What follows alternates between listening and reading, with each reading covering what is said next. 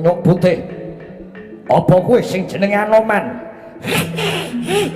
Wah, Candak butuhku tak rajang-rajang kaya brambang, tak iris-iris kaya kubis, tak rica-rica mudyar kowe.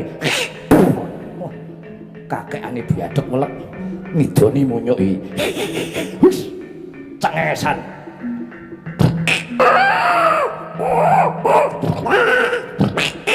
Yo, awas kowe.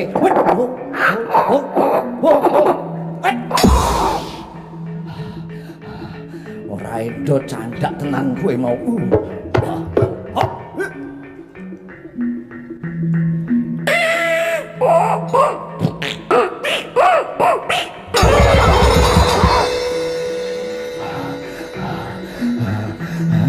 Gawe tadet kowe. Nyuk, nyuk. Awas, nyuk. Yo. Candak iki balukan. Ngene kok angel. Cekelane. Wet. Dian.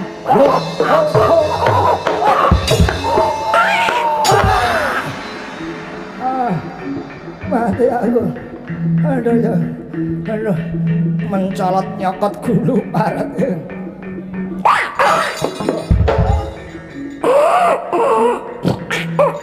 Yo, awas. Oh. Hei, lo.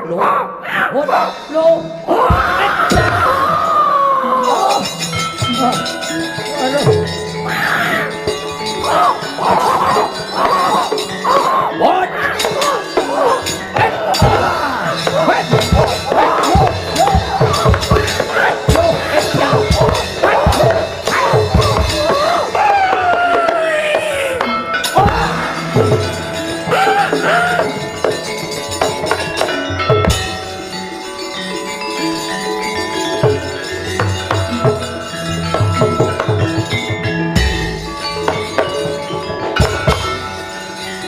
Keparat gawe geger ana girgat dasar.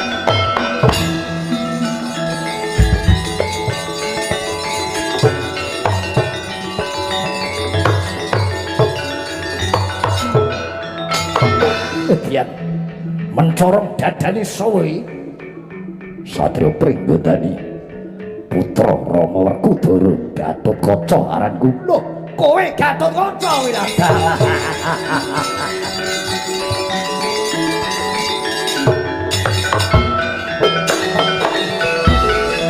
Iri kota sang Gatotkaca ing mapak arga suta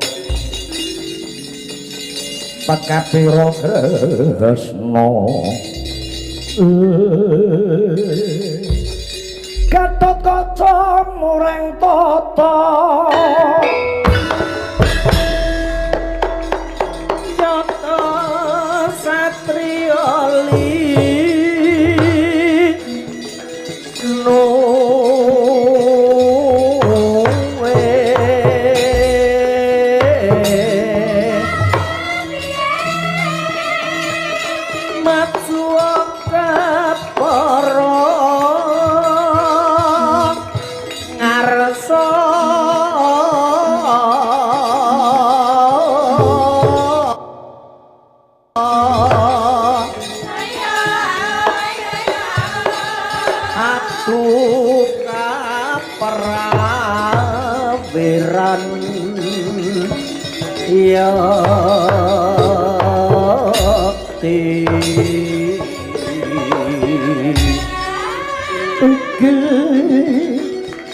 Satria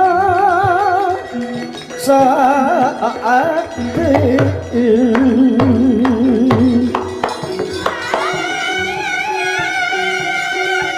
tanding yuda mesti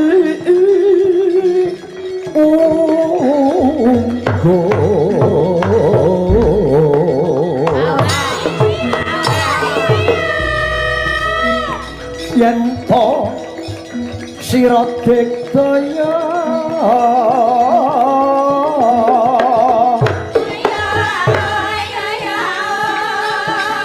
aja kangu cireng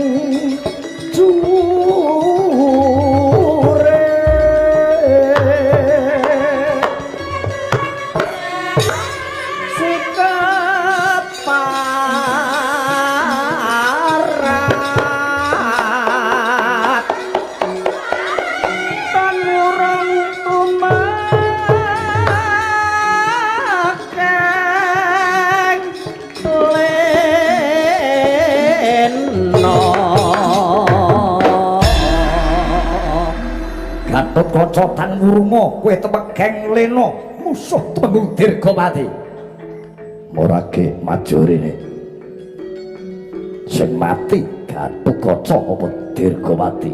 Lah dalah. Waton wong Girika dasar orang ngluwari Rama Werkudara sapa Kujaran. Kelakon obong negara Girika dasar. Wah, lah dalah. Sigar merapat sirahmu.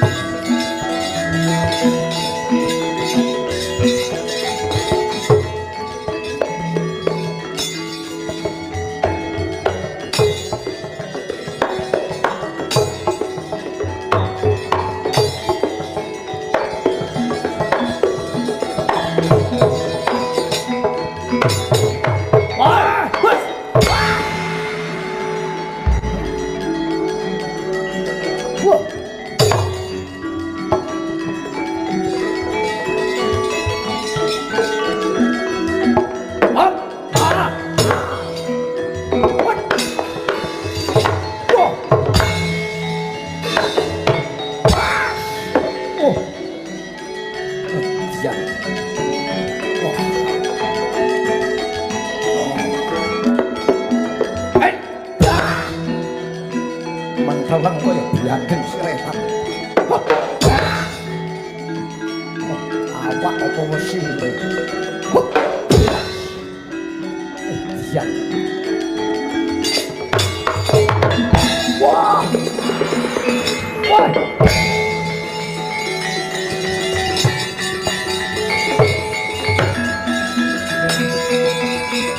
Wah, mabur, Pak.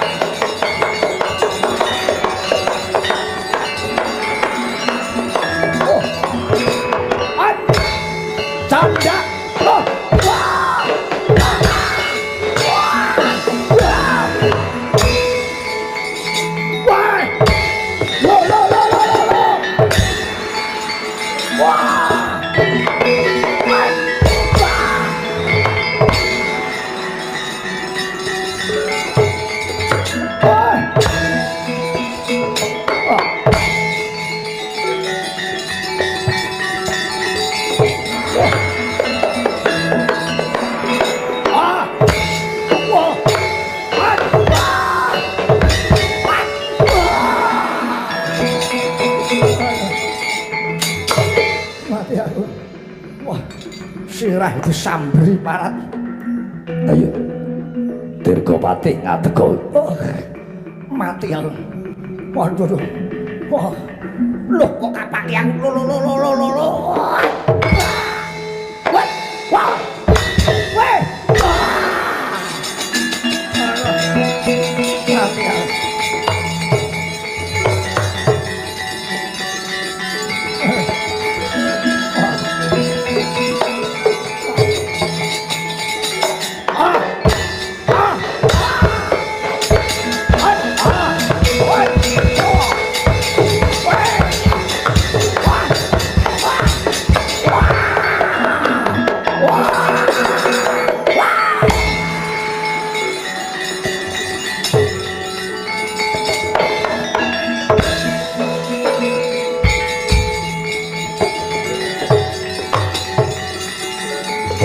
Mundur sapa gawe kengkeri.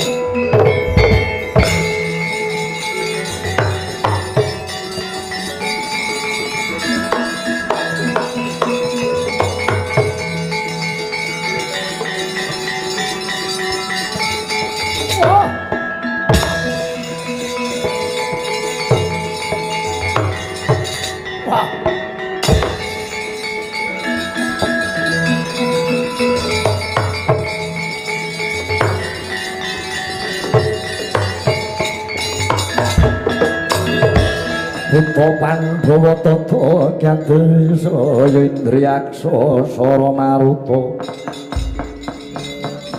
Bawana Bana Margana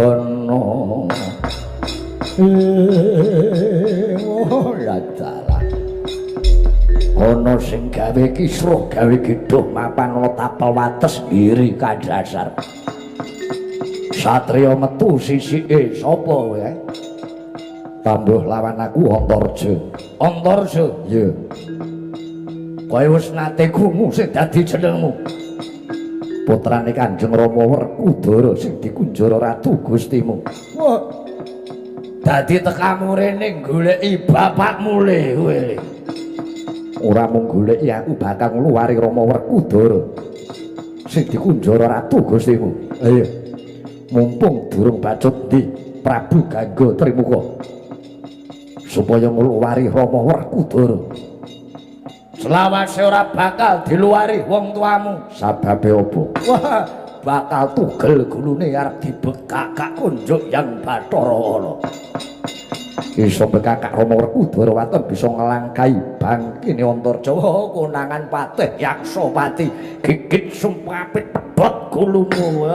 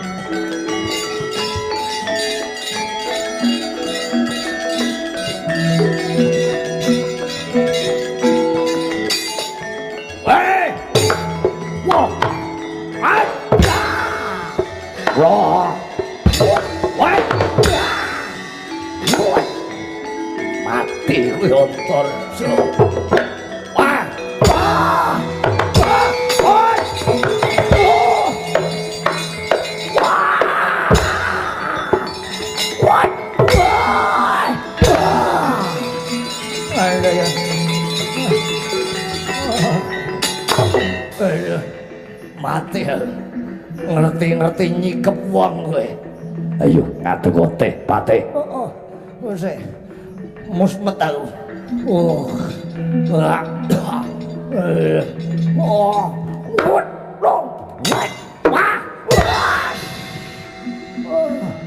Etian.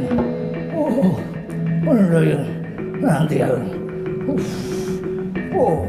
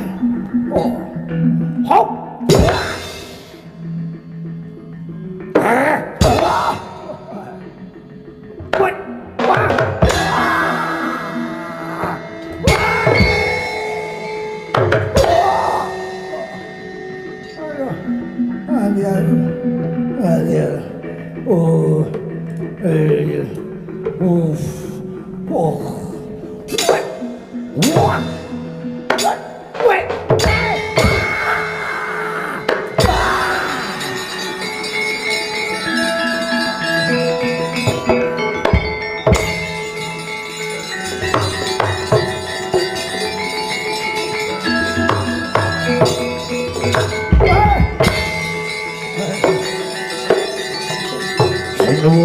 kedewasan sinuwun.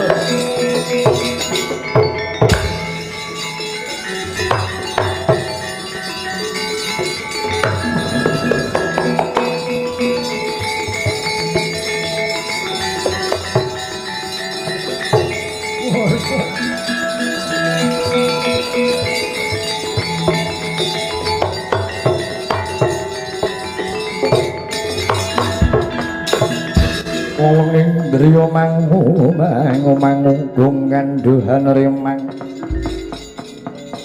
lelena tanpa handin waduh ngaturaken ketiwasan sinuwun Patih Yaksopati matur ketiwasan ana apa Paduka dawuh supados padya bala nggiri kadasar pacak baris wonten tapel wates negari jebul tinemunipun menika anak-anak Werkudara Antarja Gatotkaca semunipun boten nrimake yen kaya mangkono anak Werkudara tekono kene nggih nuwun wadyabala nggiri kadasar padha kalah leres nyuwun duka ingkang kathah mundur tadepane dhewe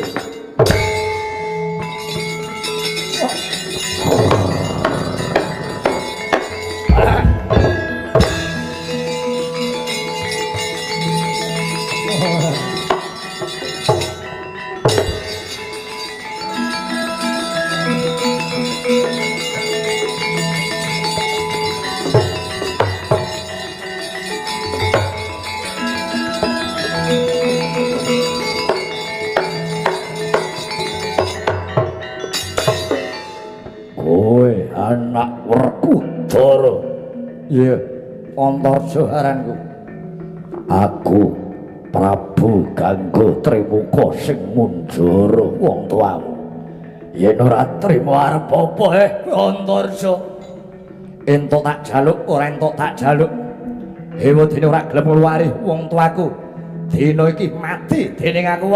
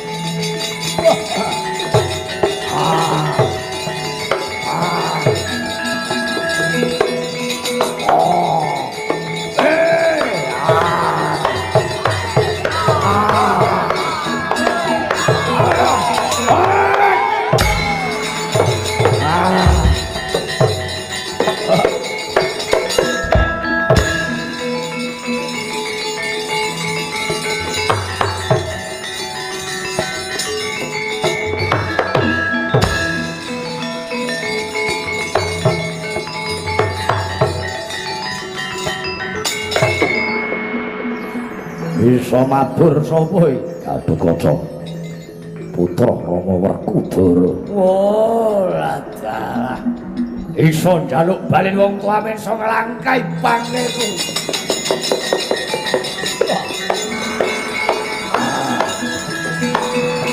woi landak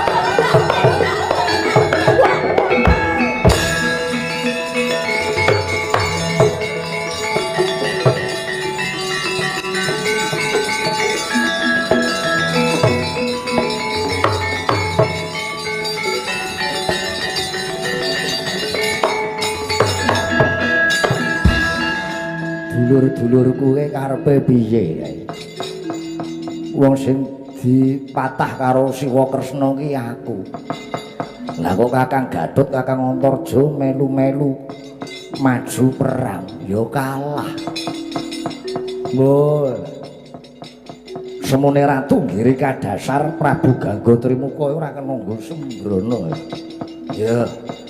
Coba tak sawangi tak anteni ngono kene Ratu.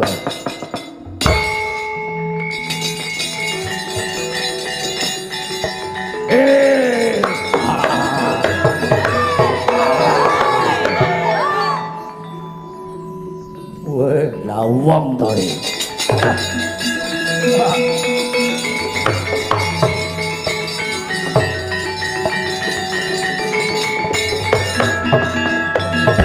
Soroting mandam sumulan madang ijro pasarean ngenani wadana remu kelingan ngangrangan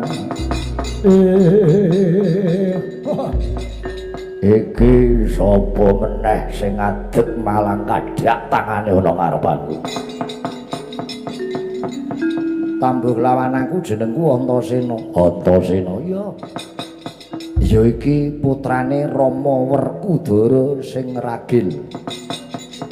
Kowe kuwi ya anak Werkudara. Oh.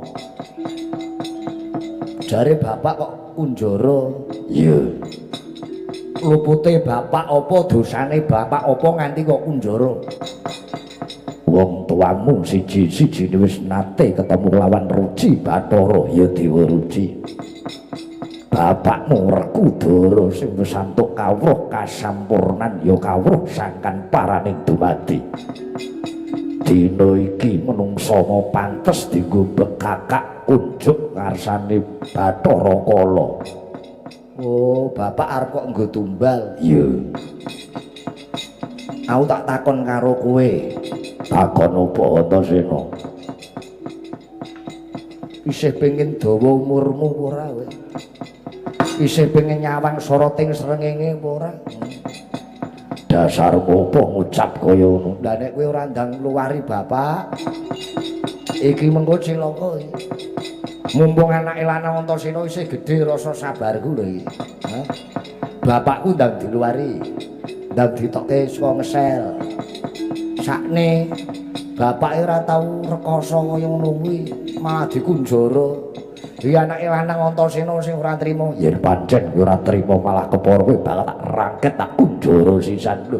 Rangketen yen pancen iso wah bondo tanganmu.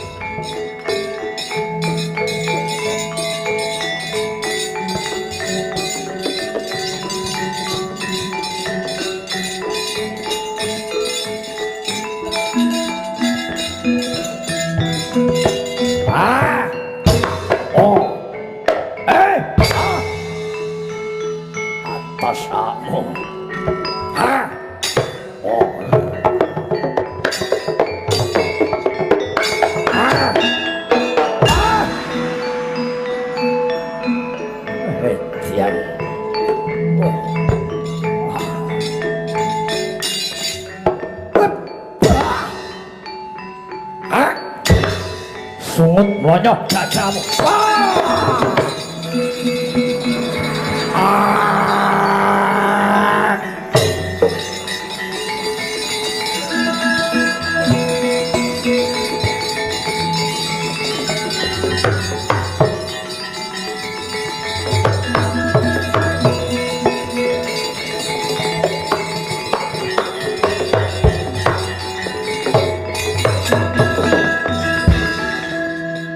kesuwen ngundak dikira Antasena ora ketok ampuh buta gedene semene kena banyu sungutku mlonyoh dadamu ngokasane mudyar kowe ora iso ambekan weh coba tak golek inti pakunjaran sing diku Kunjara bapak iki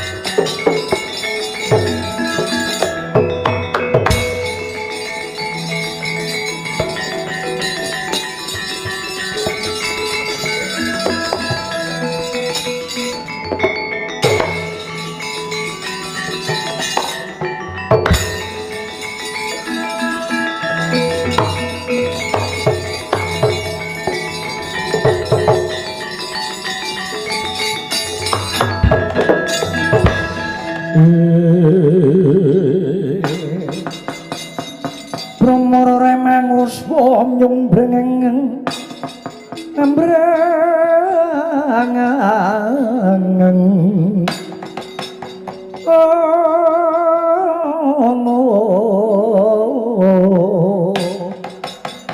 aning marga emal agung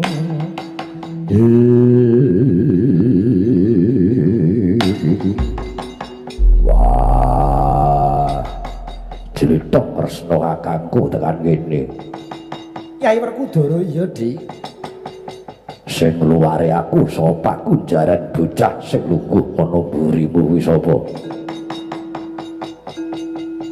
Mara matur nggih cah bagus sapa sejatine sira aku tak matur sampeyan bener Raden Werkudara ya Bratasena ya wah ora iso basa kowe nyun pangapura aku ora iso basa ora iso ndodhok ya aku sing luari sampeyan kowe sapa aku kuwi bocah saka Kayangan Gisik Samudra putune Eyang Baruna putrane Dewi Urangayu jarene Sibu jarene mbahku sampeyan Bapak Werkudara kuwi wong tuaku sing ukir jiwa ragaku gelem ngakoni aku anakmu ya syukur ora ya syukur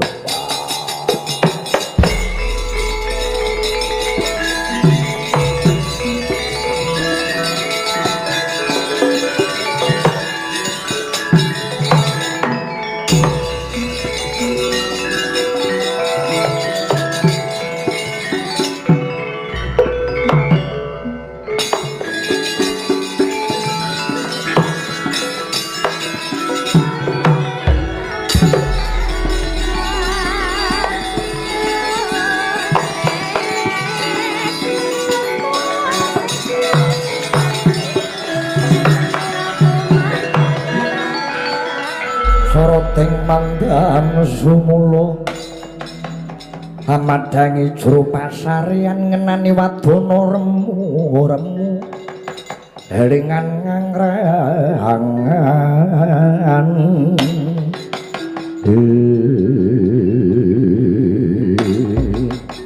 wah kowe anake Urangayu Antasena jenengku kari saiki aku akoni anakmu apa ora wah iya piye kowe anakku Kyai Werkudara piye najan to ora kok akon ini kabeh do pirsa wis do nyekseni watake ya kaya kowe ha ora iso basa bocahe watake sogol kaya ngene kowe anake Urangayu heeh ibumu kabare piye ngopo takon kabar ibu aku kangen nek kangen iki mbok ditiliki ora lali ngono kuwi lah sampean iku kebangetan sampean iki duwe anak ning kono jenenge Antasena aku nganti gedhe sibu iki tujune wong nrimo sibu iki golek sandang pangan dhewe nyekolahke aku ya seragate sibu dhewe wong bapak ora tau kirim dhuwit kurang trima piye to di bojo sibu Urangayu kuwi diwayuh nomor 3 ya gelem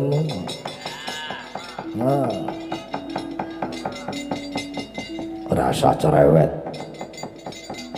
aku sing kleru aku sing luput nek kowe tetep tak aku anakku oh ya ora kok aku anakmu ya ora apa-apa Pak ora sing bakku aku wis ketemu karo sing ukir jiwa ragaku Gatot wonten dawuh Rama kenalke iki adimu sampun ngertos wis ngerti anakmu jenenge Garukaca karo Antaraja iki kemakine tok kok Pak umuke omonge sing digedhekke mos gelut karo aku sore mau wah kowe do gelut rebutan apa aja padha rebutan warisan gak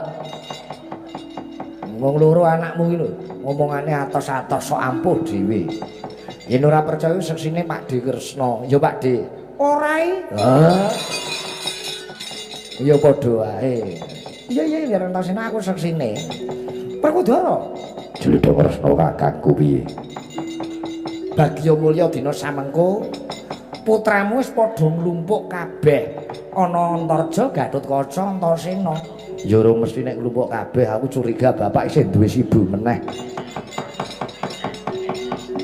wah ora bawe kowe lagi wanuh karo bapakmu dina iki semene wis wani mbantah ora teges mbantah ya ora Pak mbok menawa wong lelakon ku ora ana sing ngerteni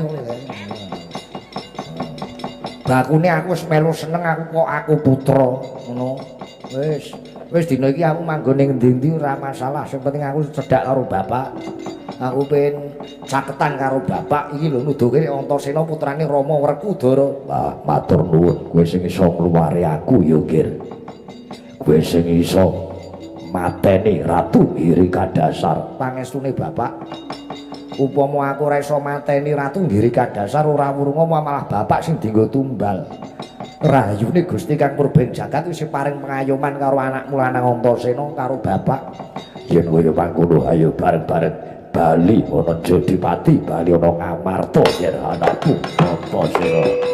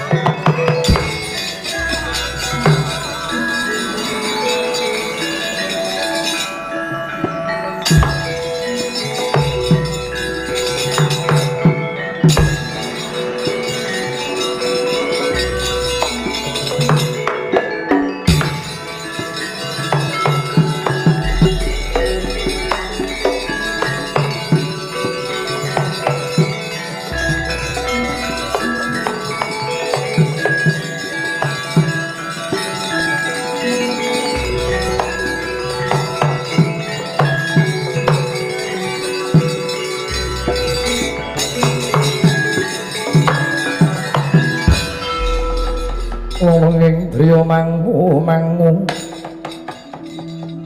gong kanduhan rimang lirlena tanpa kanin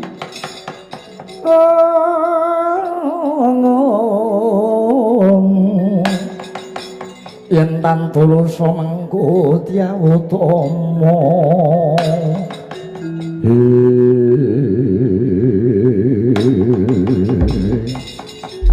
wah anakku Antasena piye Pak piye kerasan apa ora kowe manggon ana Jodipati ya kerasan wong cedhak karo bapak Werkudara rumangsa seneng antiku Pak ning kene jebul tinemune dulurku akeh ya ana apa nimbali anakmu lanang wanci tengah wengi sumurupa ngertenono dina iki bapakmu bakal duwe gawe mantu bapak kuwi ya aku arep besanan karo pamanmu Janaka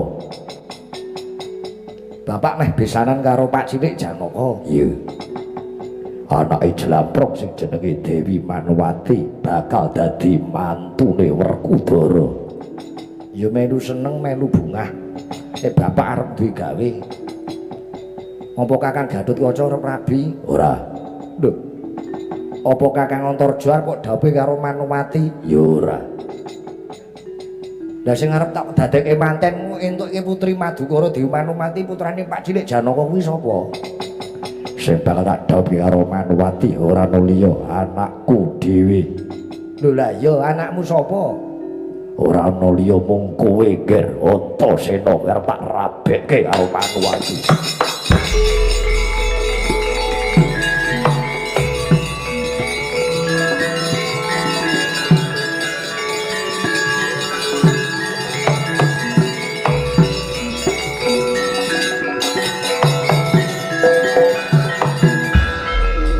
Gosek to Pak, gosek aja kesusunan.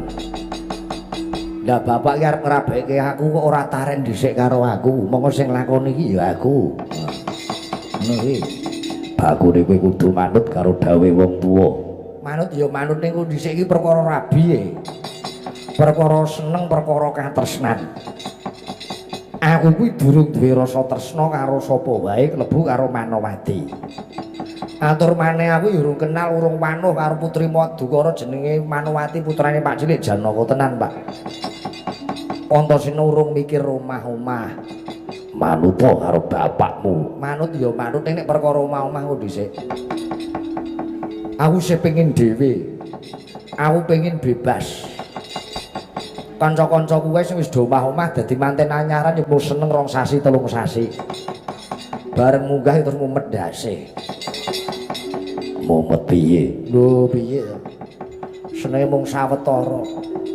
Kulino ijen, kulino bebas bareng duwe bojo arep metu-metu kangelan kabeh. Metu sithik kudu pamit, metu sithik kudu pamit. Engko nek metu ora pamit suwe ora mulih mesti di WA. Ning ngendi karo sapa lagi ngopo? Ngono. Kuwi beda nek karo pacaran, biyen pacaran biyen ki mesti WA-ne mesti maam dhisik yang. Kowe lagi pacaran urung rabi utawa mangan utawa istirahat sing cukup. Nek arep ngopo-ngopo ndonga sapu jagat. Ngono kuwi sak donga-dongane nek pacaran iki diweling. Ngono kuwi mangan dieling ini wis bareng dadi manten. Metu sithik ora pamitan, lunga ora omong-omong. Mesti biane ngono kuwi. Karo sapa? Mula aku iki pengen ijen. Aku ora pengen duwe bojo. Wah, kowe kudu manut. Kakang-kakangmu padha duwe bojo. Kang mengkono gawe marem rasane atine wong tuwa. Tedak turun Jodipati bakal pinardawa kamulyané. Apa kowe ora kepengin duwe anak kanggo neruske sejarah uripmu? Duwe ya duwe, Pak. Duwe gegayuhan pengen duwe bojo, duwe anak neruske sejarahku ngono kuwi. Ning ya kuwi aku ki urung srek, urung duwe sir-siran bocah wadon, iki tak pikir-pikir sik. Apa ya ana cah wadon sing seneng karo aku? Ana anak Jlamprok jenenge Manowati. Lah aku urung kenal. Aku urung weruh bocah kaya apa kok jojo kek Manowati iki galak ora. Engko bocahe aleman ora. Bocah ayu. Ayu. Apa-apa kowe ngerti bocahe? Wah, kowe mesti sarungan terus. Ngono. Iya. Aku yakin, Pak. Aku sih pengen ijen. Ijen kaya sing mbonang uripku ki bebas. Ngeterke sapa-sapa penak. Ora ana sing nyemburoni, geretke kok presiden ya penak. Nggak apa-apa ya penak. Kowe manut karo bapakmu ora? Ora. Gelem tak rabekke ora? Ora. Yen kowe bantah karo wong tuwa ora gelem tak rabekke dina iki aku wegah aku. Kowe dadi anakku, minggat suwene. Minggat.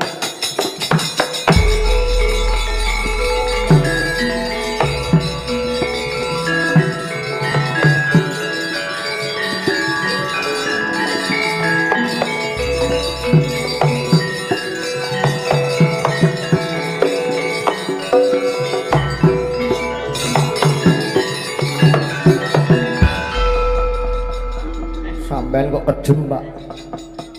Sampeyan kok galake ra karuan. Aku mok kongkon minggat. Welah. Wah, aja gawe wirange wong tuwa. Kowe kudu manut karo bapakmu, aja bantah.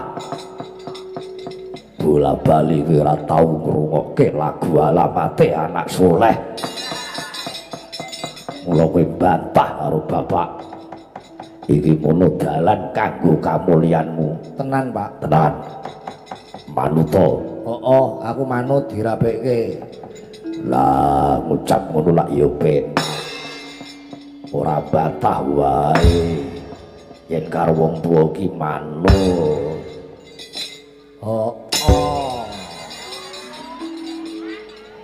Sirah ditutuki. Engko nek kopior piye? Kopior wis ben dicampur es malah enak. Lho, atos to omongane sampean. Ayo tak iring nang Madukara. Ngopo dadi manten dadak takon ngopo? Ayo dandan cara manten. Wis aku tak ketunan wae Pak, ngene ora usah dipacaki neko-neko isin aku. Tenan isin. Wah, ora wae Pak. Wong aku gelem didhawuhi karo Manowati kudune Bapak Werkudara wis seneng, wis bunga, wis bahagia. Kowe arep dipaksa dandani manten barang. Engko nek tekan Madukara karo ngarsane Pak Cilik Janoko aku tak nggo songkok ngono wae. Yo, lah yo aja kesuwen, ayo tak iring yang Madukara tak dhawuhke karo Manowati.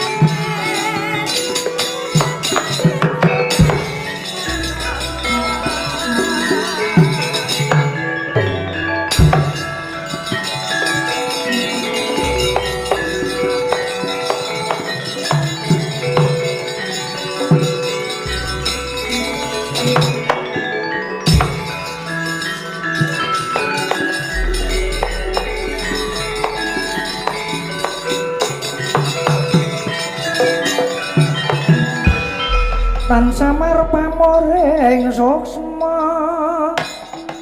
sinuksmaya winayu ing asepi sinimpen teleng ing kalbu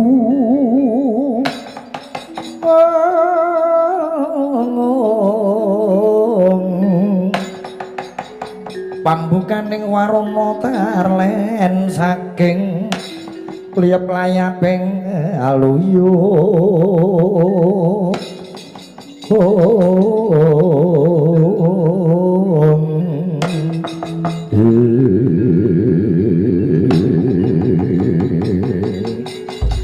Nyai Harjuna aja kaget pun Kakang Dwarawati kang suwaning Madukara nganti anakku lanang ing tambak emas ya kuwi Setyaka sowan ana Madukara kene Koko Prabu Dwarawati injih Janaka aku gurumu bapakmu Dirna bapakmu sing teka ana Madukara iki karo putuku Lesmana Mandrakumara sing wis dandan cara manten iki mana tinemu jodone nah anakmu Manowati bakal tak jodoke karo putuku Lesmana Mandrakumara Eyang Durna adik Manowati sing niku sing kuwi walah ayu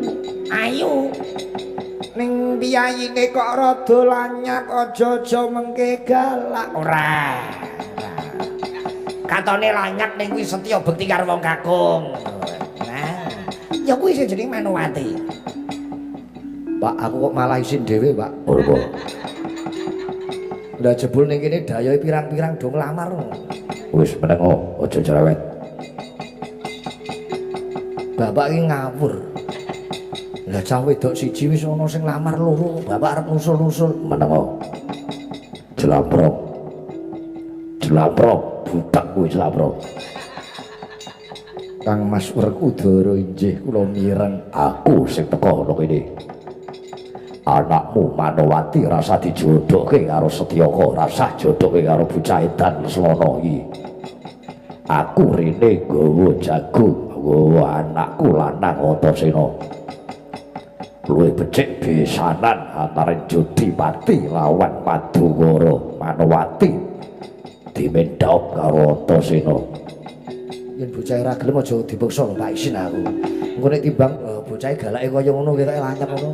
Engko timbang apa-apa aku disentaki ora menawa kowe. Nyai Janaka. Kowe becik sing adi besanan lawan pun Kakang Dwarawati, besanan karo Ratu Ngastina kowe.